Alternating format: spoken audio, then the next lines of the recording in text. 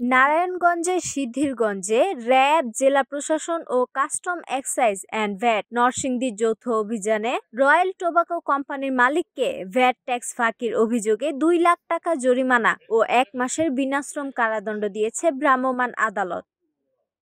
আমরা আজকে এই রয়্যাল টোবাকো ফ্যাক্টরিতে অভিযান পরিচালনা করি এবং এই অভিযানে আমরা আমাদের কাস্টমসের কর্মকর্তারা অভিযোগ দায়ের করেছেন যে এখানে সরকারের রাজস্ব ফাঁকি দিয়ে পুনরায় রাজস্ব স্ট্যাম্প সিগারেট ব্যবহার করা হচ্ছে। এখানে প্রায় ৮ লক্ষ টাকা রাজস্ব ফাঁকির প্রমাণ আছে বলে আমাদের কাস্টমসের কর্মকর্তারা জানিয়েছেন। সে অনুযায়ী আমরা রয়্যাল টোবাকোর ম্যানেজার তাকে আমরা ২ লক্ষ টাকা অর্থদণ্ড এবং ১ মাসের বিনাশ্রম কারাদণ্ড প্রদান করেছি।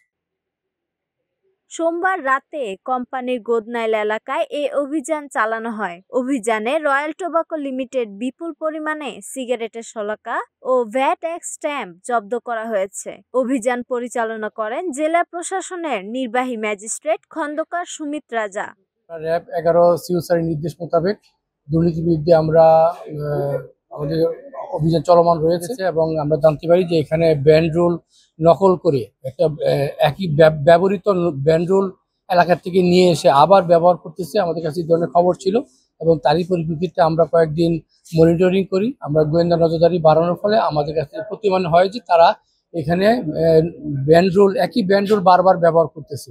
তার পরিপ্রেক্ষিতে আজকে আমরা এখানে অপারেশন করি। আমাদের জেলা প্রশাসকের কার্যালয়তে আমাদের ম্যাজিস্ট্রেট মহোদয় আসছেন এবং আমাদের কাস্টমের কর্মকর্তা আসছেন। তাদের সমন্বয়ে আমরা এখানে অভিযান পরিচালনা করি এবং